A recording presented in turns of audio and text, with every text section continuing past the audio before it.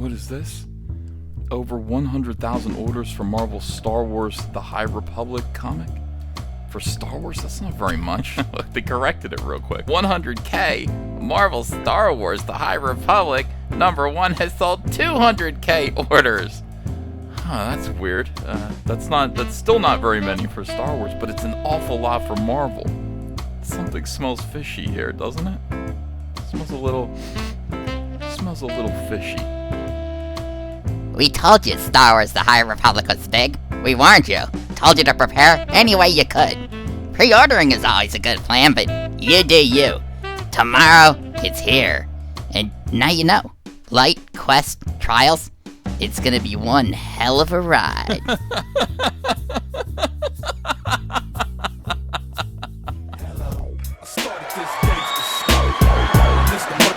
Thanks I get. Hello. I started this gangsta shit.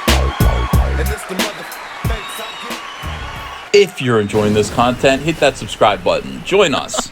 I'm sorry. I'm sorry. Welcome to Comic Artist Pro Secrets. You are listening to me, Ethan Van Sciver, your friend, 28-year veteran of the comic book industry. And before we go any further with this exploration of SJW fraud and chicanery, if you could do me a big favor, hit that thumbs up. Share this video as many places as you possibly can. Always leave me a comment. I read all of your comments. I really do. And then subscribe to this channel. Ring the bell for notifications so that you don't miss any videos. It helps this channel to grow and push back against YouTube's suppression of channels like mine, Fandom Menace, Comicsgate channels. And this is actually a Fandom Menace and Comicsgate team-up video in a way. This is the situation here. Now, the comic book industry has completely lost all of its self-esteem. In case you didn't know that, the comic book industry has been invaded by societal rejects who want the world to look like their gender's study classes and who aspire to make all of the superheroes and all of our cultural heroes look like bizarre gender study rejects as well. Like these, like this one right here. They want everything to look like this. Okay, and so that is the situation. Kathleen Kennedy is one of those. Kathleen Kennedy, who is the head of Lucasfilm right now, is an SJW, does promote these ideas. But there's a civil war happening at Lucasfilm right now because Jon Favreau came in with Mandalorian. Mandalorian pays tribute to George Lucas. Dave Filoni's with them, the two of them together, utilizing the MCU's plan for growth, for creating an entire world on a streaming service. They are favored right now by fans and by Bob Iger, and Kathleen Kennedy is out in the cold. She's just been left out in the cold with her plans, her weirdo soy plans for Star Wars, which are progressively losing more and more money that Disney should be making on this great franchise. So, the comic book industry right now has lost all of its self-esteem and has relegated itself as an IP farm and a place to sort of try out ideas for Hollywood eventually. Hey, we're just testing out these ideas. We're just throwing these stories out there for Hollywood to make movies of in the future. And so Kathleen Kennedy organized this whole thing called Star Wars, The High Republic. Kathleen Kennedy's associates, her partisans over there, the people at Lucasfilm who like her viewpoints and her ambitions for Star Wars, in other words, social justice warriors, society's rejects, they have all gotten together and they've joined her in making this. And we reviewed it yesterday. We looked at the video and it was gut-bustingly hilarious. It was absolutely awful. But this is the thing. This whole thing is a trial balloon in the civil war at Lucasfilm to see whose ideas for the future of Star Wars are going to win out. So it is vital. It is vital that this succeed. This has to succeed in order for SJWs to beat, the normies represented by Jon Favreau and Dave Filoni. Okay, got it? Now you're seeing why at first it was 100,000 orders from Marvel Star Wars, and then suddenly they corrected it. They corrected it and said that it was 200,000 orders, and they will continue to do that. Oh, it's going for a second print and a third print. Now, all of this is true, but in order to understand how this is happening, you don't really believe there are 200,000 people who are buying these comics individually, do you? And that actually want to read these stories? There aren't.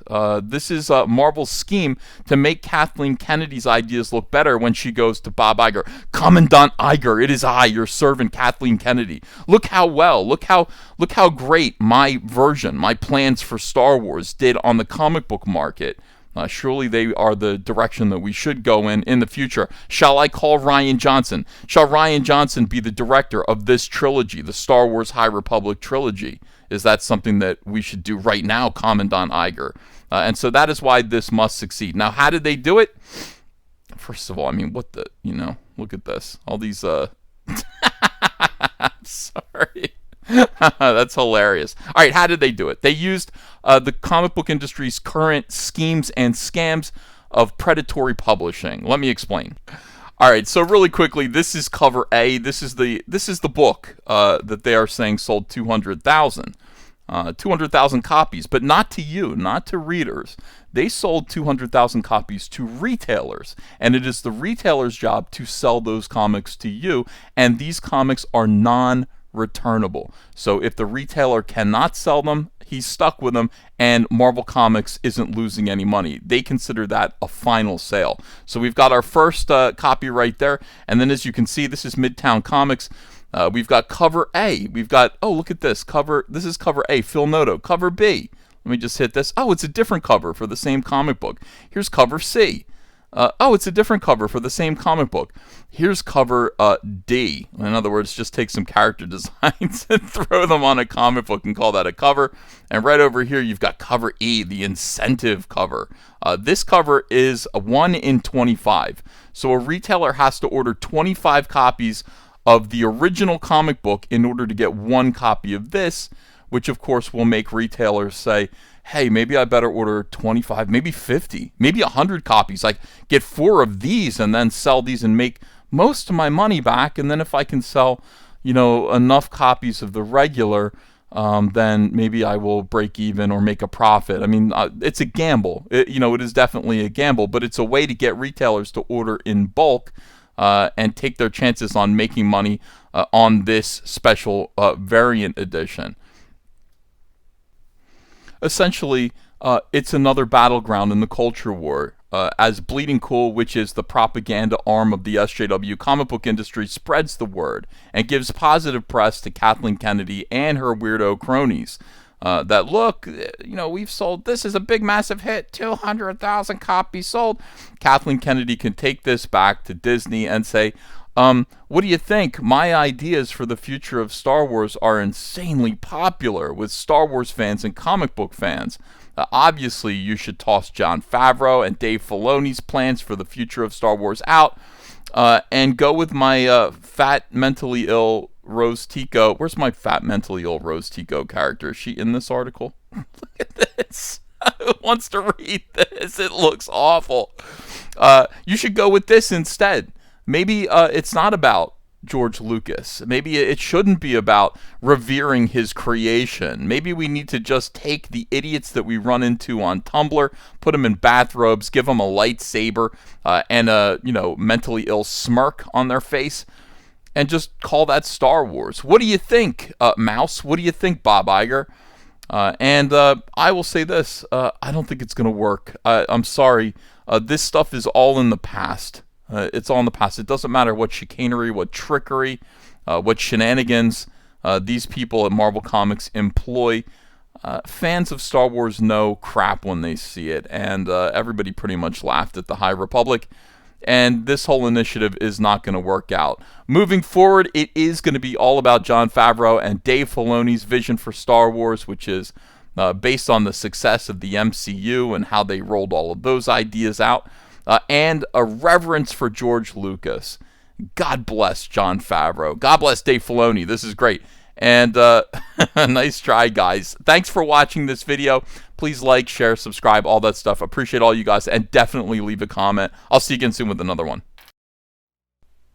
Hey, I got a P.O. box. Want to send me some mail? Send it to Ethan Van Sciver, P.O. Box 607, Marlton, New Jersey, 08053. And I'll probably open it up on the live stream. Thanks very much, everyone.